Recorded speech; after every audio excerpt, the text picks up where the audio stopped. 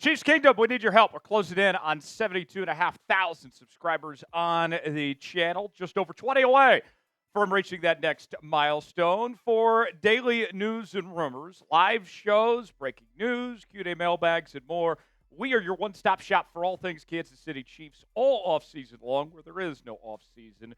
Subscribe now for free, youtube.com/ChiefsTV. Make sure all your friends subscribe as well. We certainly would appreciate it, and we'll get started with today's show.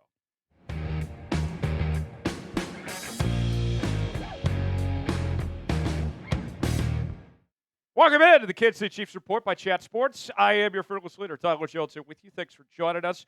We have some roster movement to catch you up to speed on some players that the Chiefs moved on from and that they brought in within the last couple of days since mandatory minicamp. In all, for the Kansas City Chiefs, they made 4 total moves within the last 24 hours. Moving on from 2 players and bringing in 2 new players. So let's tell you who those individuals are. Let's start with Joey Lombard, the center out of South Dakota. He has been signed. He was an undrafted free agent, and he's somebody that really caught my eye the more that I dove in and got to know this guy as we went into the details of what he did at South Dakota and such. We'll dissect him and get to know him a little bit further coming up in just a bit. Another signing as well, we have tight end Geor'Quarius Spivey, who played his college ball at TCU as well as Mississippi State. Spent some time recently in the UFL. The Chiefs have been trying to figure some potential options out for backup tight ends. We'll talk about that coming up later on. Also, a couple more for you. Here's the players that they moved on from. And I've never seen this before, by the way. In the transaction wire, it said that these players didn't say released, didn't say waived, contract terminated. You're fired. Included tight end Kevin Foelsch as well as offensive guard Tremayne Anchrum. Both those guys joined the roster just within the last few weeks, so their tenure in Kansas City wasn't too long there. So those are the 4 moves. First off, I'm not surprised by any of these 4 moves. I don't think it was anything earth-shattering. I think that when you start with Antrim for a second, I think he was worth a shot if you were the Kansas City Chiefs, somebody that's won a Super Bowl, that has plenty of experience in the past. I know that he's been banged up a bit, and you have some question marks at the guard spot, so you were trying to see what potentially he had to offer and if he could compete for playing time, and it didn't work out. So I don't hate it at all, and that's okay. You move on from there. Foelsch was a bit of an experiment. We had talked about him on the channel within the last week or two about how much of an athlete he was, that he was a big track and field star, and he had quite the measurables, but not necessarily the statistics to back that up. So they wanted to see what he could potentially offer, and it just wasn't necessarily there. The Chiefs are still kind of testing out this tight end spot right now, trying to see what they could potentially come up with. No real clear answers just yet beyond what we know of Kelsey, Gray, and Wiley, trying to see what they'll do for that 4th tight end spot. But I would say that things at this point have to be looking pretty good for Jake Brenningstool, the UDFA they signed out of Clemson, to potentially make the 53-man roster. Lombard, who we'll talk about here in just a bit, I think he's one in particular, when I look at these 2 signings, that intrigues me the most. And the more that we get to know him and dive in, you're going to see why he caught the attention of Brett Veach and Andy Reid and has been given this opportunity. We'll tell you more coming up in just a moment. How would you grade the Chiefs roster moves? A, B, C, D, or F? It's our pinned comment today. I'll give you my grade coming up in just a moment, but we want to hear from you guys first. Whip out your red pen and let us know. Tell me what you think in the comment section below. A, B, C, D, or F. Tell me what you think.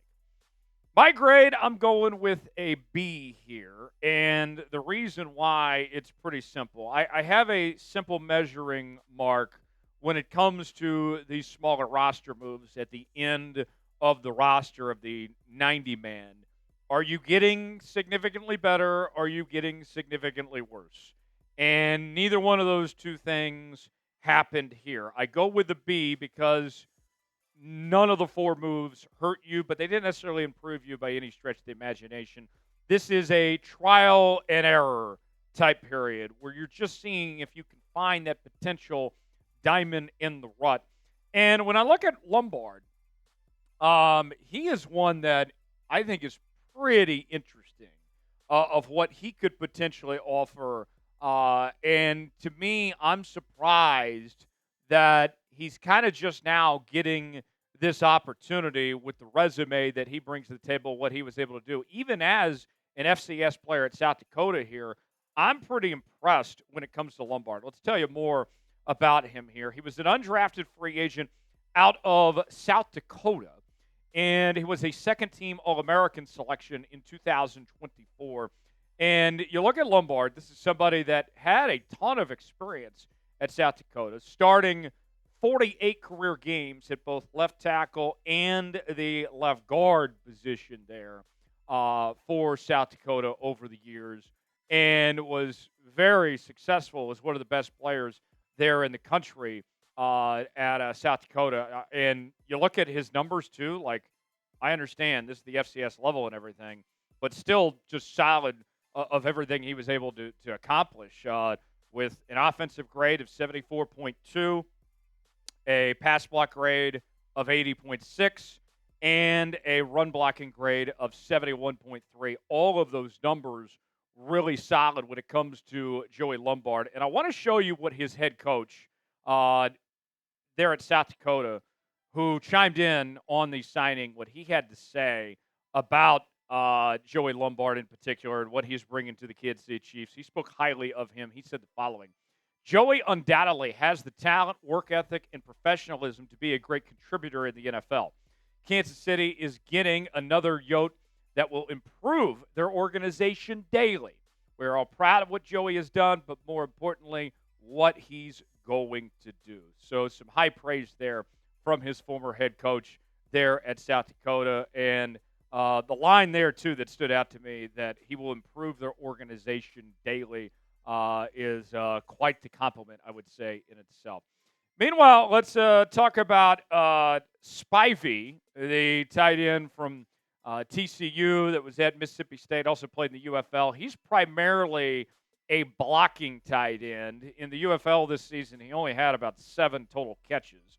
So here's more on Spivey, undrafted in 2024 out of TCU, and mentioned previously he also spent some time at Mississippi State as well. Played this past year for the Houston Roughnecks in the UFL, the United Football League, which, of course, emerged with the XFL and the USFL coming together there. And this is somebody that's been on the Chiefs' radar for a while now. This is his third tryout he's had with the organization. So clearly, Brett Veach and Andy Reid and company see something in him to give him these chances time and time again. And a while back, Jordan Foote, who does a really good job covering the Kansas City Chiefs, he wrote this about Spivey and SI All Chiefs and said this: during the pre-draft process leading up to the 2024 NFL Draft, Spivey measured at just under 6'5", 238 pounds. He's on the smaller side for a tight end, but he still may have plenty of intrigue thanks to his 4.58 second 40-yard dash time and a broad jump of just over 10 feet. With the Chiefs, Spivey will hope to bring out the best elements of his 5.20 relative athletic score. And that's, by the way, what RAS is, a RAS score that he's referring to here. And you look at his statistics, not anything earth-shattering by any stretch of the imagination.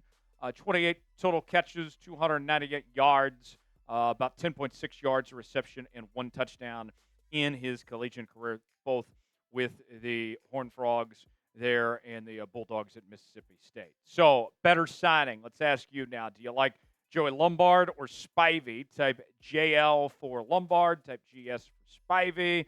I think you all know which way I lean towards, but we want to hear from you guys. Weigh in and tell us what you think in the comment section below. We are just a week away from celebrating America's independence here on this 4th of July. And we are selling some fantastic 4th of July shirts. Still time to get these before the holiday gets here, folks. You can rep the greatest country on earth and the greatest team in the National Football League all at the same time. All sorts of different shapes and sizes available for you. And we also have other Chiefs merchandise at that same link as well. Go see for yourself now. Chatsports.com/ChiefsUSA to get yours today. The link is in the comments and the description of today's video. Now, I'll be frank, I doubt either one of these guys ends up making the team and will be on the 53-man roster when we reach that point, but you never know. If one of them can potentially show up and show out in training camp and in preseason games, then who's to say? It's not impossible, but I would say it's highly unlikely.